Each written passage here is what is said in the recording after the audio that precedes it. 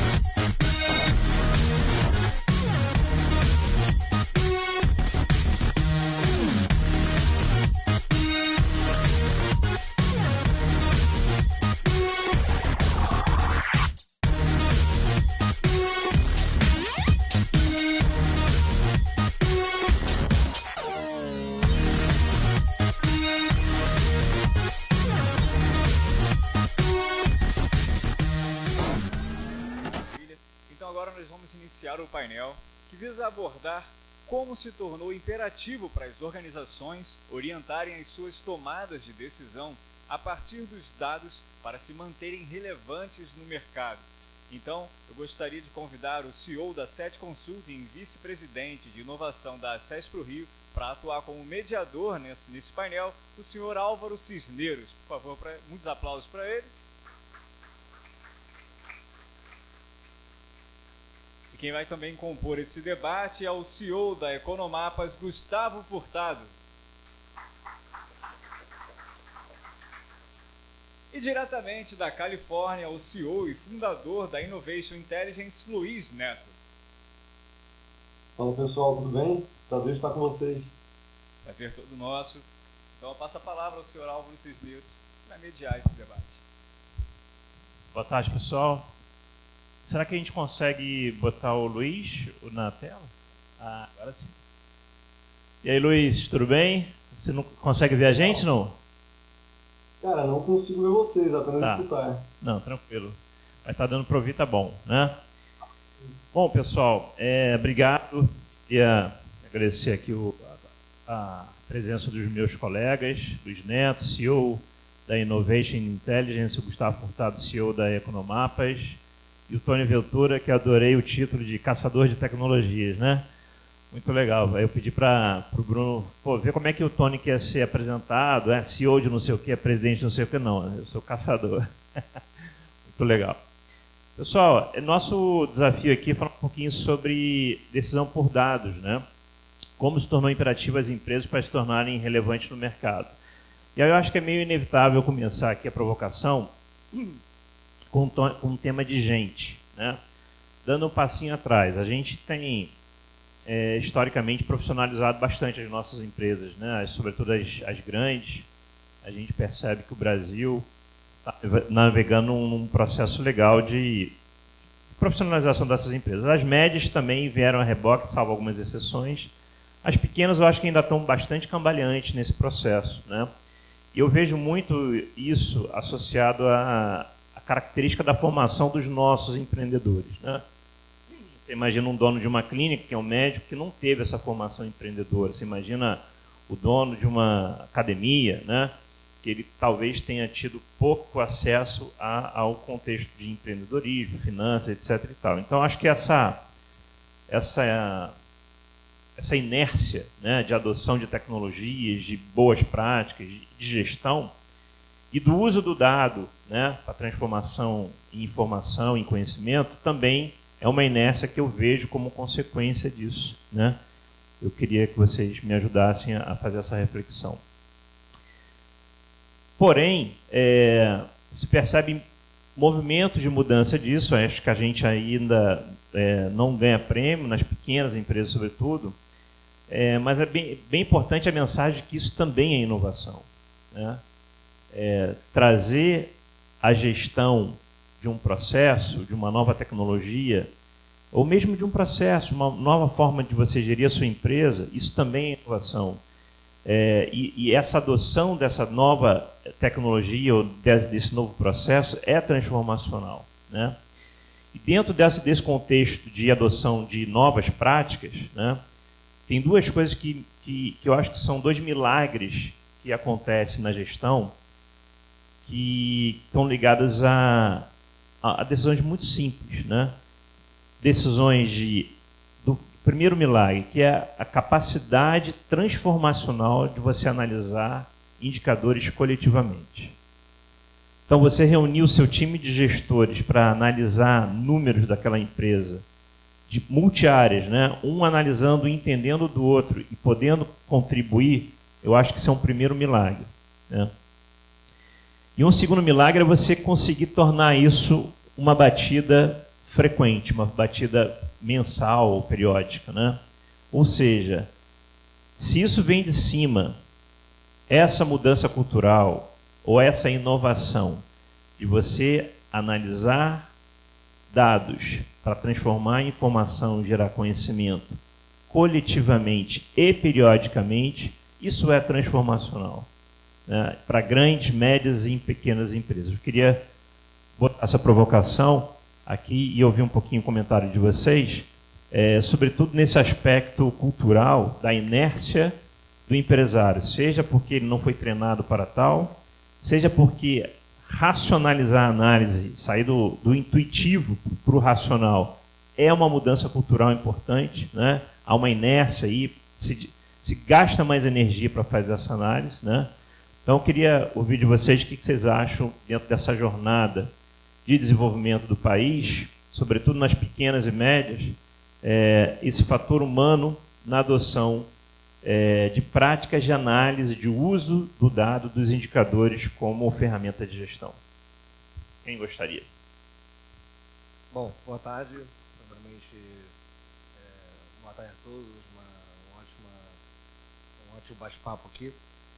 Para comentar um pouco, a gente começar a comentar um pouco sobre isso, eu vejo, assim, acho que sim, existem duas tendências, né? Uma da nossa parte como humano, né, realmente ter que ter mais conhecimento, né, buscar esse conhecimento. Então, quando a gente fala de pequenos empresários, médios empresários, eles terem que ter mais conhecimento das suas áreas afins do negócio, de gestão, e também ele também tem que ter ferramentas e softwares que dão essa facilidade para ele.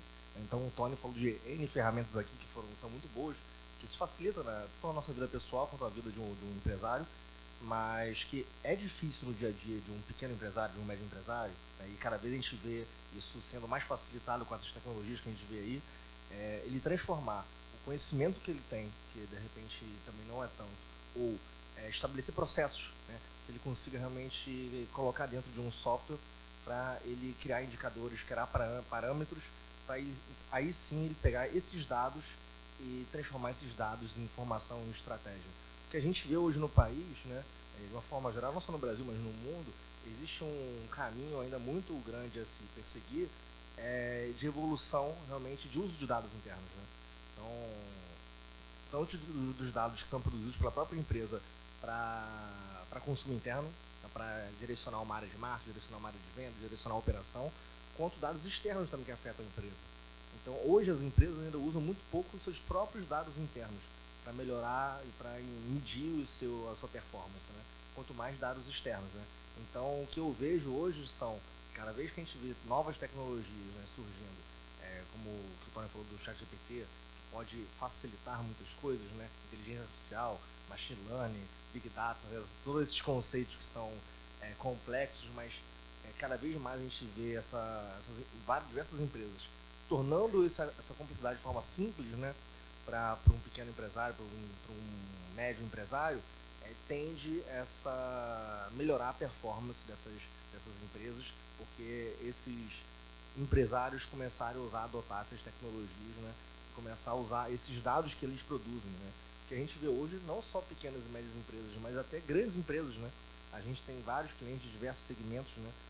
Nossa empresa é uma empresa de big data, de inteligência artificial, de machine learning, e a gente vê diversas áreas que ainda tem uma dificuldade, né, de usar os seus próprios dados, né, de correlacionar dados internos com externos, mas o que a gente vê é que isso é uma tendência, e quanto mais empresas, áreas usarem seus próprios dados internos e externos, para entender, né, e com isso fazerem modelagem preditiva, com isso entender ali uma situação, um cenário, os próprios resultados delas vão melhorar, né, com o tempo, né? Então, acho que existe uma troca ali, né? Tanto das pessoas precisarem, né, se capacitarem mais, mas principalmente o que eu vejo não é tanto as pessoas se capacitarem mais, mas sim as ferramentas, os softwares serem mais intuitivos e fáceis, e a tecnologia permitir que empresários pequenos consigam consumir um tipo de tecnologia de forma mais fácil. Luiz ou Ventura, complemento? Posso puxar um pouquinho de complemento aqui? Sim, por favor. Eu concordo com tudo que foi dito. E eu acrescento assim que, independente do tamanho da empresa, hoje é super importante que ela seja ambidestra, né? Ou seja, ela vai ter que conseguir tocar o negócio atual dela, e aí ela vai ter que conseguir olhar para essas outras frentes, né? Que é um ponto da cultura que a gente estava falando. E o que foi dito aqui é super importante porque você nunca vai conseguir procurar novas ferramentas, você nunca vai conseguir colocar mais coisas na sua rotina, né? Que é até aquela batida frequente que você mencionou, se não for de uma forma fácil, se não for de uma forma fluida, se não for de uma forma que esteja num lugar só. O funcionário da empresa, independente de pequena, média ou grande, ele não tem a capacidade de aprender mais outras 5, 6 ferramentas, né? Então, para procurar um contato, ele tem que ir no Lucha. Para prospectar, ele vai no Google. Para se informar, ele vai, sei lá, no Yahoo Finance. Então, se tivesse tudo no home place, assim, e a pessoa fosse fácil, fosse descentralizado, fosse informativo, e descentralização da inovação, né? Eu trabalho apenas com clientes grandes aqui no Innovation. É a grande pauta, que é como você torna isso acessível para todo mundo, para aí sim ter essa batida frequente. E a cultura, e explicar o que são as coisas, a importância daquilo para a empresa ficar relevante, aí eu acho que é do departamento da empresa mesmo, né? E a liderança tem que estar comprada na Bíblia e vestir realmente a camisa. Então sim, eu acredito que é através de ferramentas que isso vai acontecer, chatbot GPT com certeza, e muitos outros que estão vindo vão auxiliar, mas que, cara, tem que ter a tomada da liderança assim em cima e usando e estimulando. Bom, acho que é pensamento comum aqui que usar mais os dados e indicadores como uma ferramenta de transformação do negócio, né, é imperativo. E existe uma balança aqui do peso das pessoas e do ferramental nisso, né, Tony? Eu queria te fazer uma provocação aqui, você que é o cara dos gadgets ou dos aplicativos, né?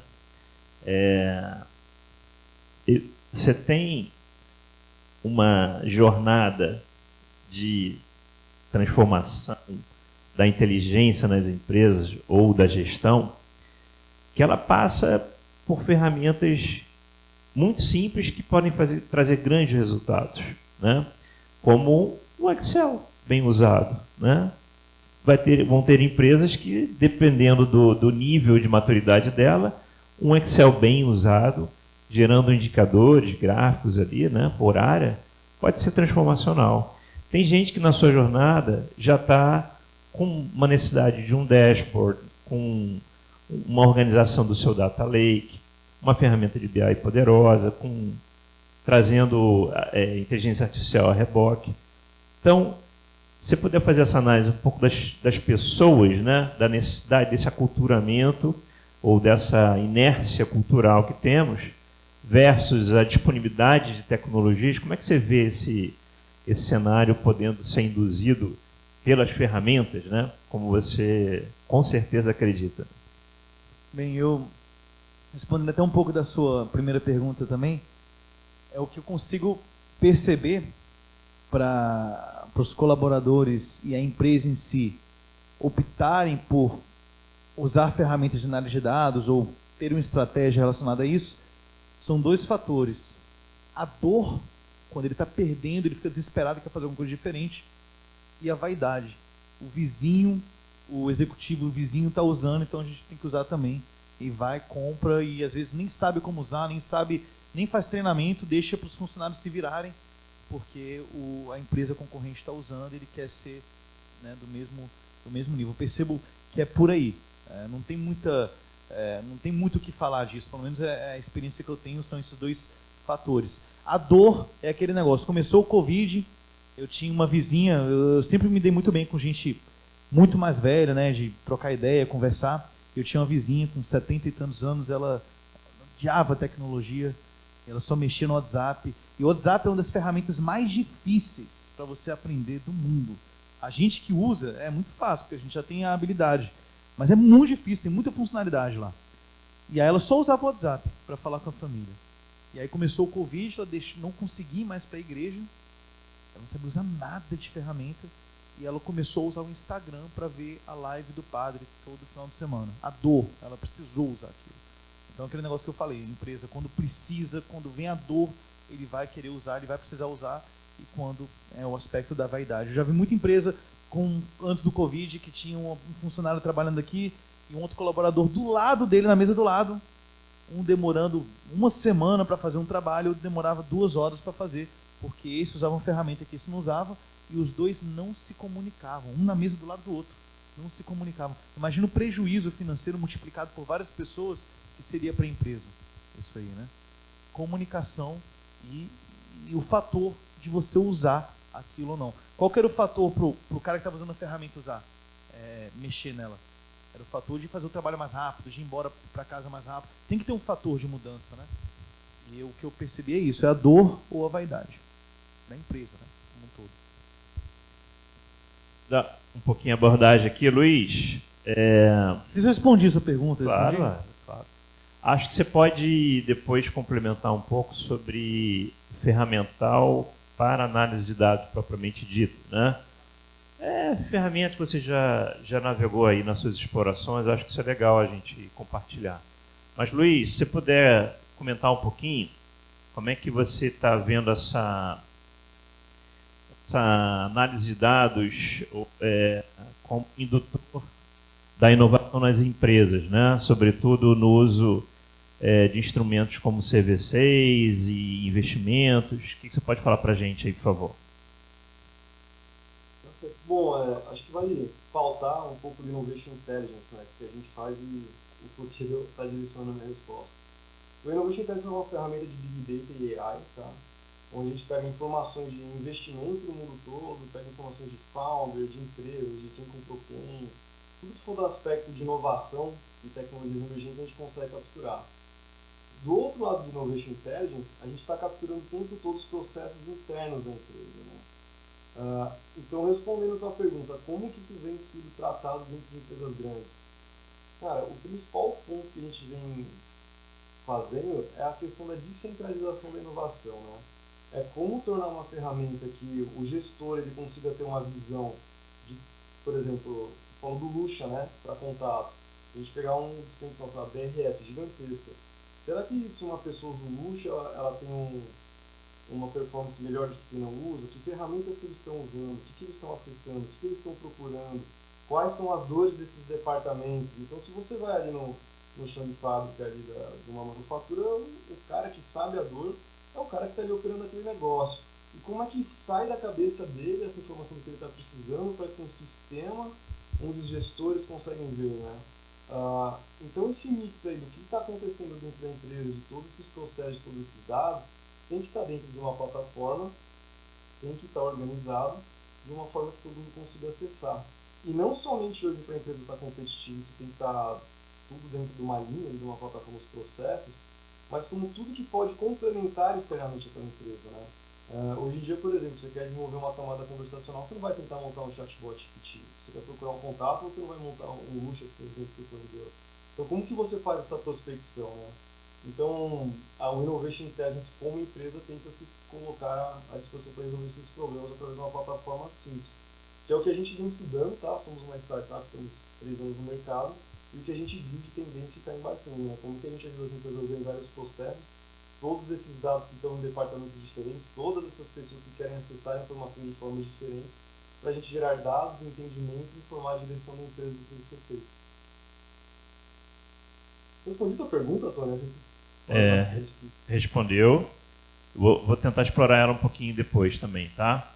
Gustavo, fala pra gente, ponto de vista de Big Data, geolocalização, ou seja, essa captura desses dados de uma forma massiva, como é que a Economapas buscou a solução disso com entrega de valor para o cliente final, por favor?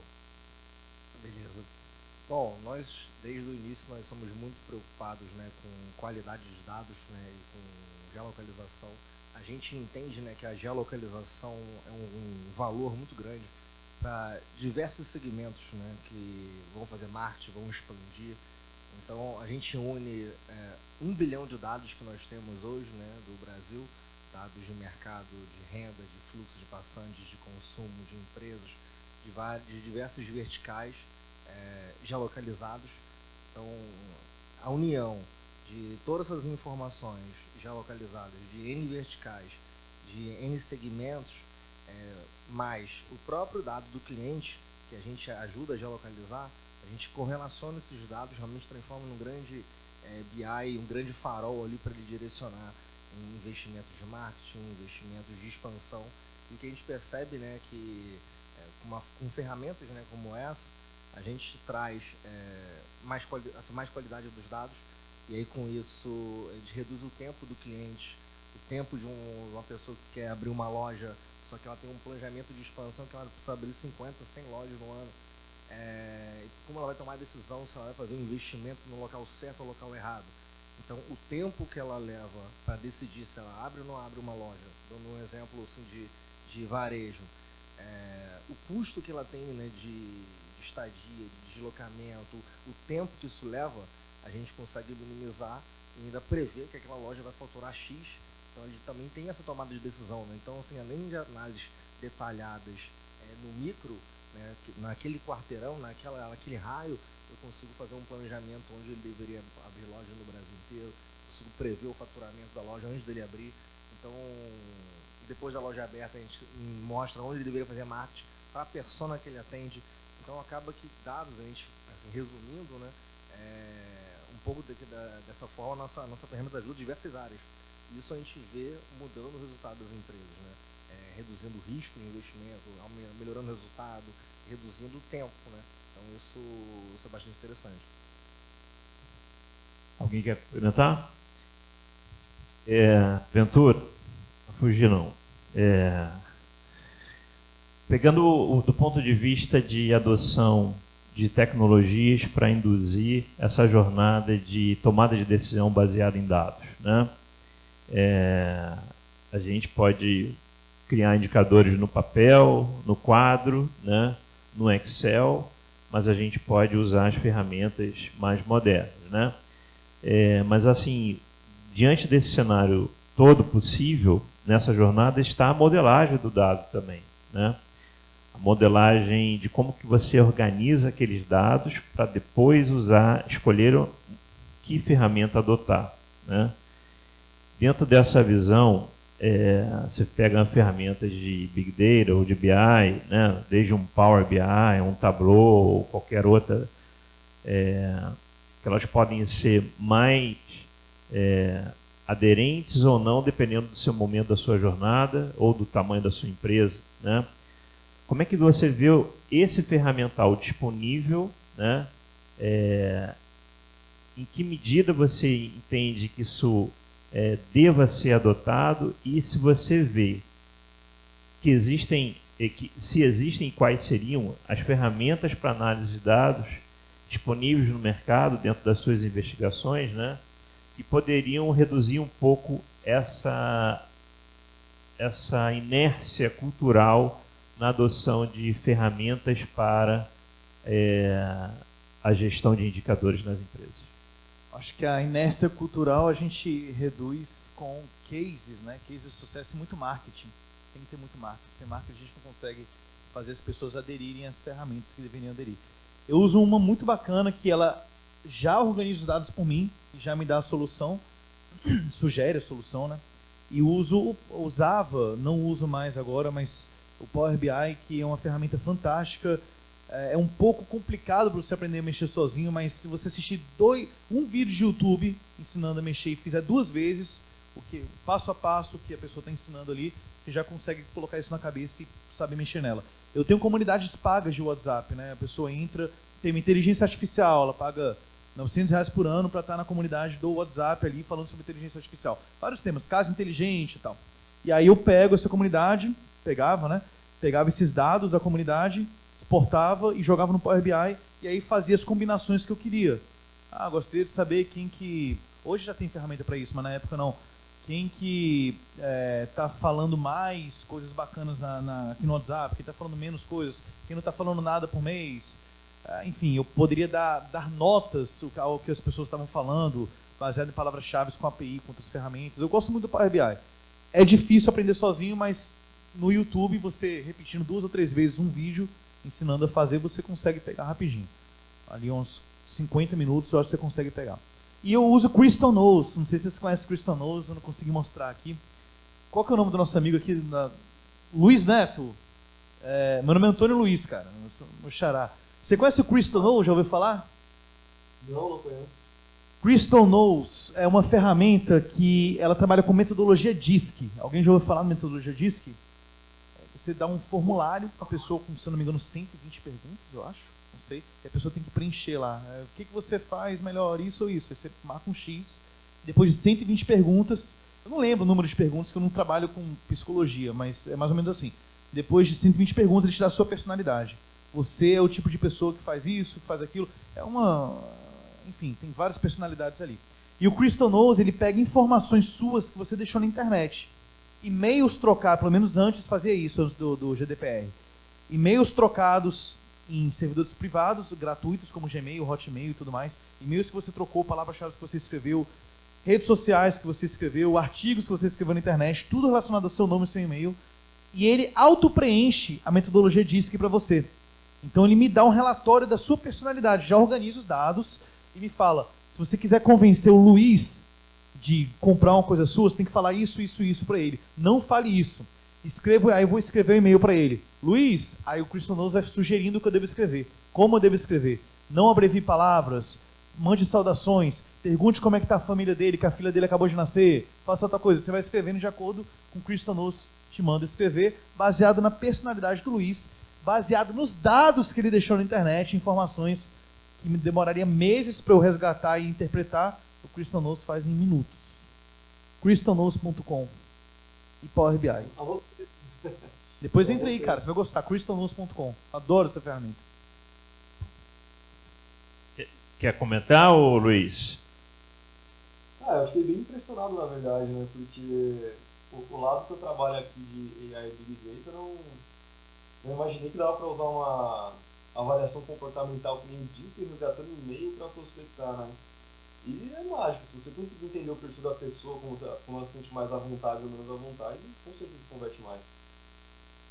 Ô Luiz, aproveitando que você está com a fala aí, cara, se você pudesse dar para a gente aqui alguns casos práticos do uso do Big Data focado em Corporate Venture Capitals e análise de tecnologias emergentes, inteligência competitiva, que você pode falar para a gente de casos reais que você já vivenciou aí.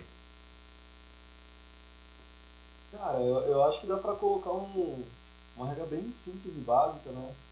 A regra de Corporate Venture Capital é sempre follow the money. Então, qualquer empresa, grande, pequena, média, tá? Ela está atrás de fazer mais dinheiro. Como é que você fica na frente das tendências? Como é que você está antevendo o movimento dos seus competidores? Como que você entende o mercado? Essas são todas perguntas que a direção da empresa está tentando responder todos os dias. E como você usa dados para fazer isso, né? Então, quando a gente está falando desse ambiente de inovação, tecnologias emergentes, a gente acaba esbarrando muito com o ambiente de venture capital, né?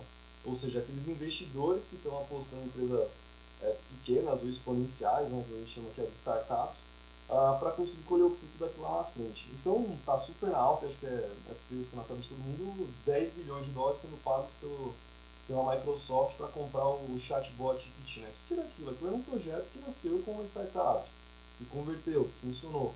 Cara, o que mais pode estar acontecendo, né? Hoje o Google lançou um fundo de 250 mil dólares aqui, acho, para conseguir estar engajando startups de AI, puramente AI, né? Como que funciona a questão dessa captura dos dados, então? Se você consegue saber onde, por exemplo, seus competidores estão investindo, tá? Então, eu sou a Intel e tenho a AMD que é meu competidor. Se eu sei que tipo de tecnologia que ele está investindo, se eu consigo ver os investimentos dele no mercado, as parcerias que ele está fazendo, quem são os fornecedores deles, as notícias que ele está sendo, os insights os diretores ali estão colocando mercados em pautas, né? Se toda essa informação descentralizada de vídeo, áudio, PDF, relacionada à inovação, e você conseguir colocar isso de uma forma que um sistema digere e traz insights, aí você começa a estar falando aí de para onde é que vai a indústria. Se você sabe para onde está indo a indústria, onde está sendo aportado o dinheiro, você procura empresas que possam resolver aqueles problemas para você investir ou comprar.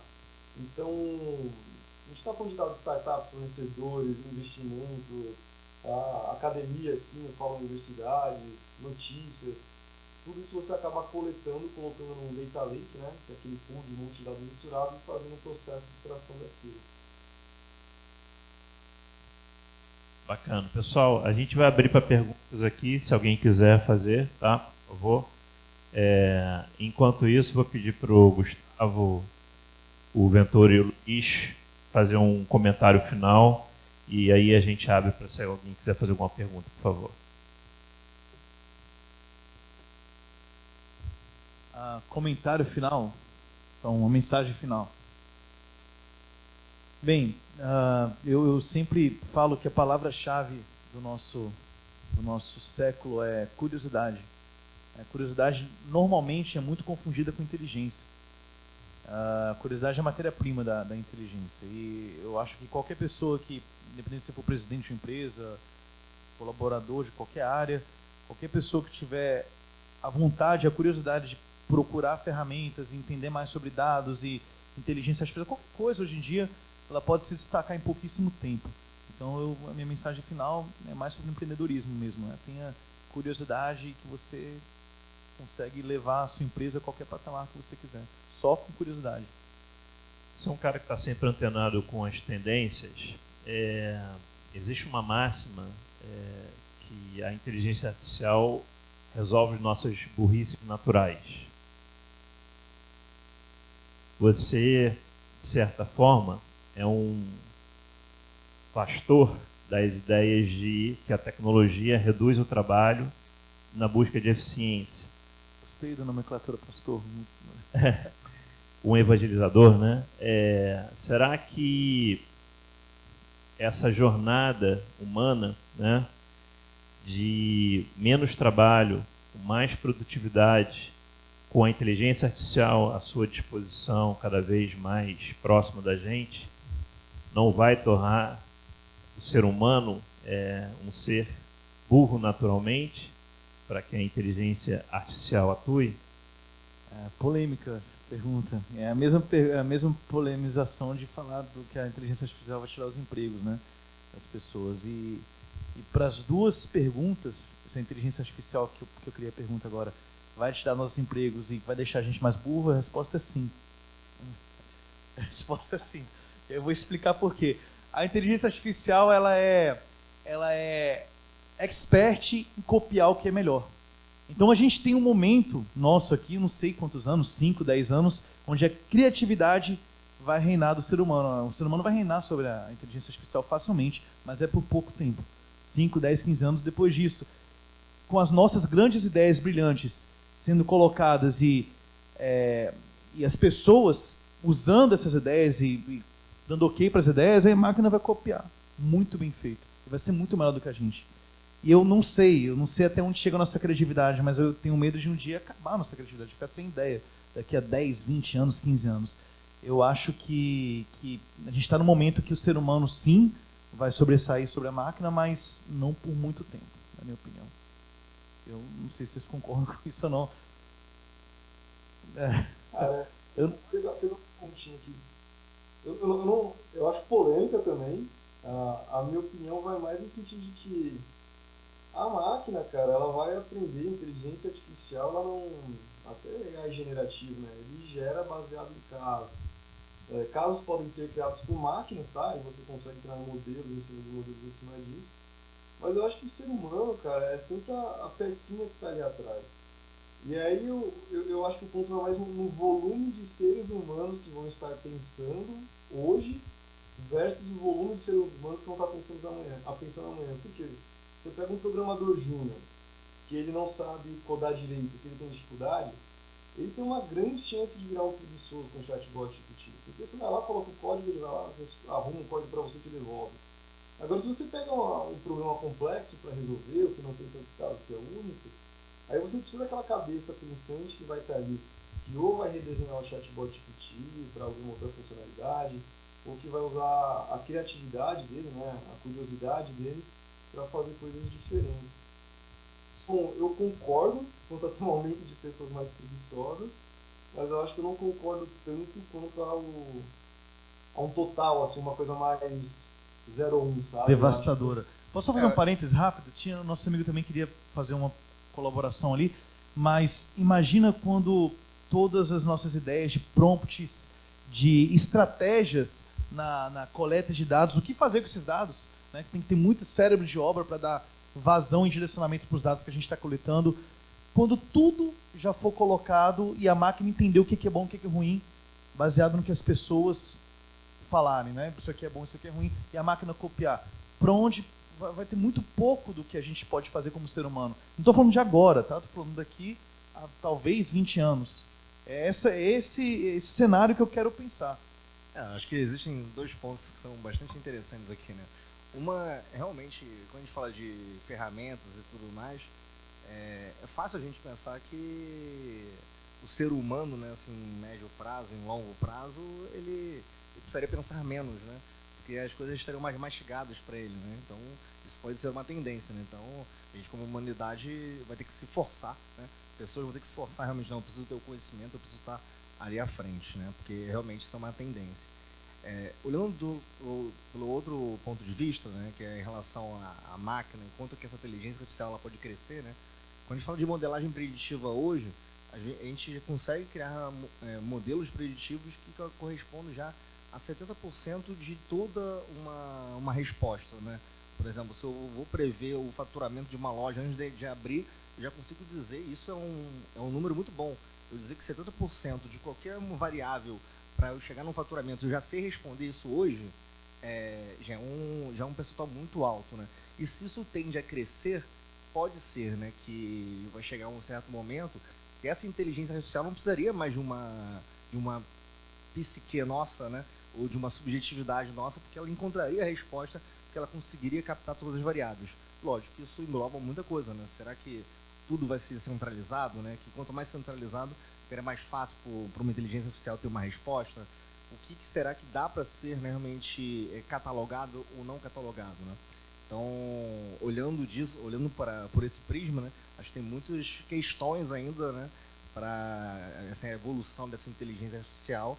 Eu acho que até lá a gente tem o trabalho, né, lógico, melhorando para que a nossa qualidade de vida, a qualidade de vida das empresas, a geração de emprego, a geração de economia seja melhor em função da gente usar isso como uma ferramenta, né? Então, eu olho para esses 2 lados, né? Tem esse lado mais pessimista, mas tem um lado otimista. Se a gente for pelo caminho certo, as coisas podem ser muito bem desenvolvidas. O senhor queria comentar alguma coisa, por favor?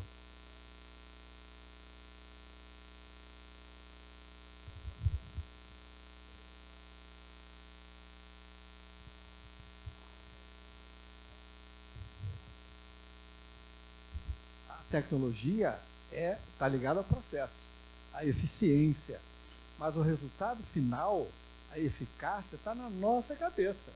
Nós é que vamos tomar conta da história. E eu acho que a nossa criatividade é ilimitada. É só essa impressão que eu tenho. Ele falou um ponto muito bom, que hoje essa é a realidade, né? Por exemplo, o meu software ele pode criar uma resposta para um modelo, para uma dor de um cliente, mas se o cliente vai agir ou não vai agir, vai depender dele. Eu só dei a resposta, né? Eu dei o caminho para aquele problema. Agora, no cenário que a gente está hoje, ele poderia saber qual é o resultado e não tomar nenhuma ação. E aí não vai ter nenhuma melhora de performance na empresa, naquela área, enfim. Vai ser só um investimento, ele sabe, ele tem um conhecimento, ele investiu para ter aquele conhecimento, mas ele não investiu realmente no dia a dia, né? Que é como o Tony estava falando, uma pessoa tem uma ferramenta e a outra não. Às vezes até que tem a ferramenta, ela pode estar com uma performance pior. Então vai depender muito ali de como essa ferramenta ela é empregada, né? Então, mas o que a gente está falando, acho que é um pouco aqui também de utopia, né? Assim, as coisas avançando, a tecnologia avançando, que parece que é longe, mas pelo que assim, eu leio, pelo que a gente vê, assim, muitas coisas vão acelerar rapidamente e, de repente, essa eficiência, de repente, não seria só a tomada de decisão nossa, né? Às vezes uma outra, o computador já faria, exatamente. Se eu quiser perguntar alguma coisa, é só levantar a mão. A gente viveu, Tony, a transformação do emprego através das novas tecnologias. Esses paradigmas a gente já viveu. Já sabe que os empregos eles se transformam, né? Historicamente, com qualquer inovação tecnológica, há uma mudança da matriz de empregos, mas não há uma redução propriamente dita. Pelo menos a história, olhando para o retrovisor, diz isso. Com a inteligência artificial, um outro desafio não visto até agora surge, que é a provocação à nossa capacidade limítrofe ou não da nossa criatividade, né? Ou seja, se a inteligência artificial vai trazer coisas cada vez mais criativas ao ponto, cara, eu não consigo fazer tão bom quanto, né? Foi o que o Tony provocou. Será que nosso cérebro vai se desenvolver na mesma velocidade, a ponto de estar sempre se superando de uma forma ilimitada, como você colocou? Acho que a sua colocação é muito interessante e ela responde, se ela for verdadeira, né? Se isso de fato acontecer, que a gente também vai buscar um novo lugar no papel do ser humano nessa nova sociedade, né? Mas é interessante, assim, eu tenho menos medo da inovação tecnológica para o emprego e tenho mais medo do IA para a nossa felicidade futura, né? E o seu desenvolvimento, a sua provocação de desenvolvimento da criatividade ilimitada me traz um pouco de alento ao coração. Por favor. Opa.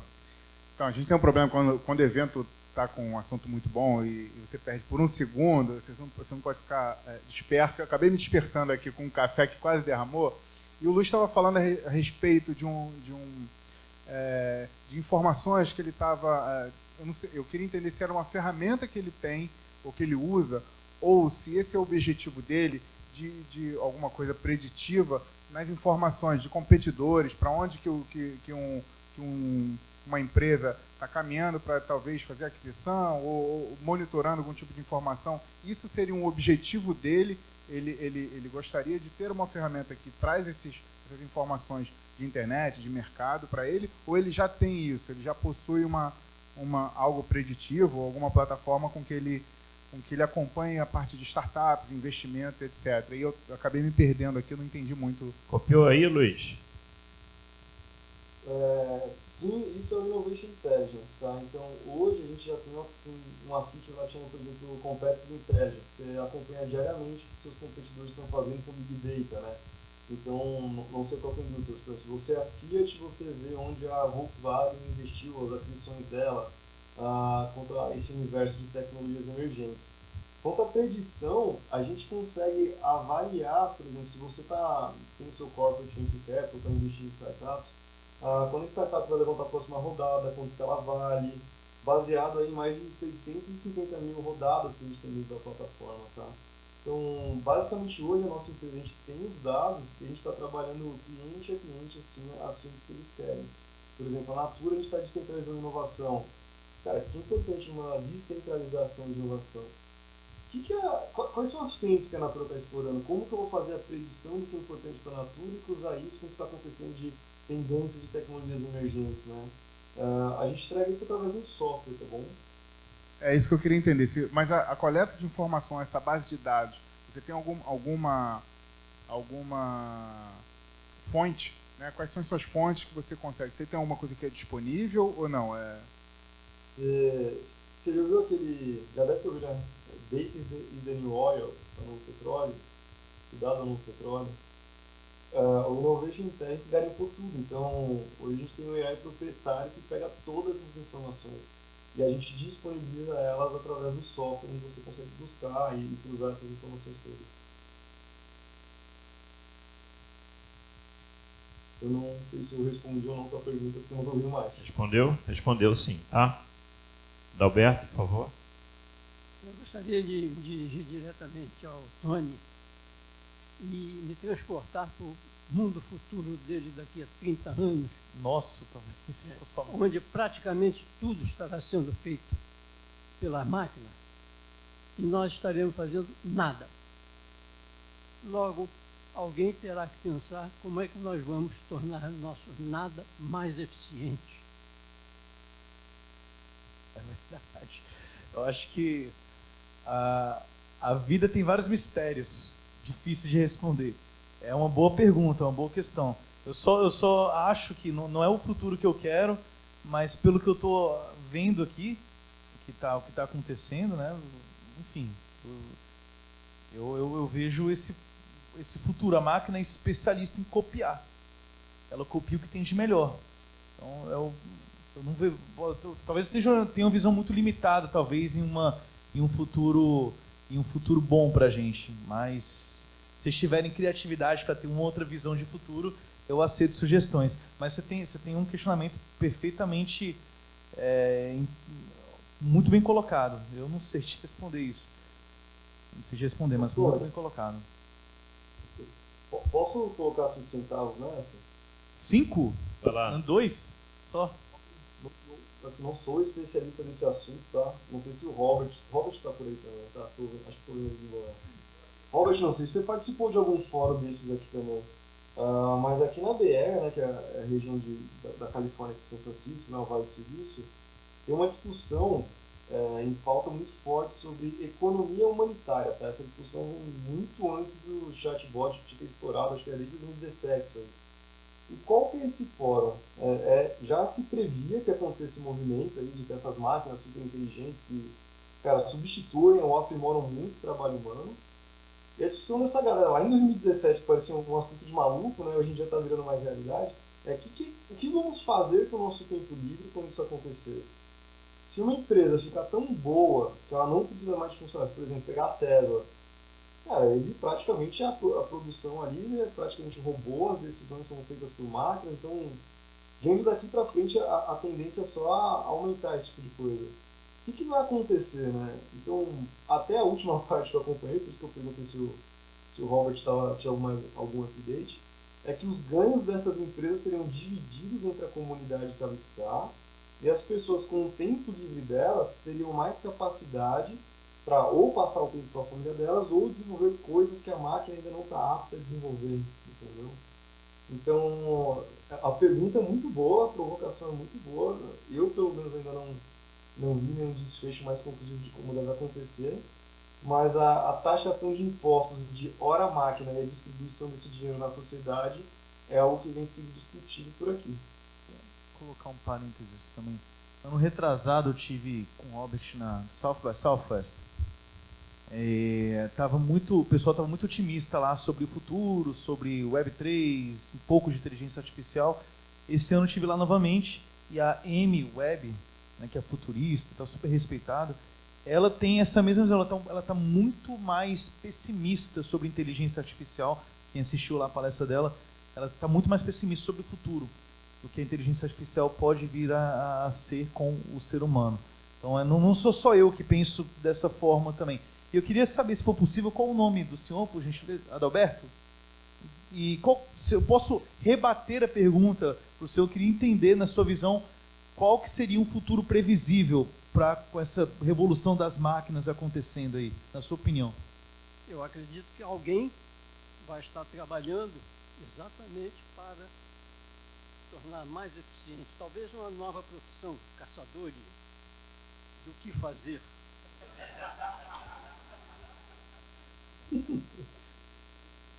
Então, nós nunca pararemos de estar criando alguma coisa. Essa é a minha visão. Bom, salve de palmas, gente, merece.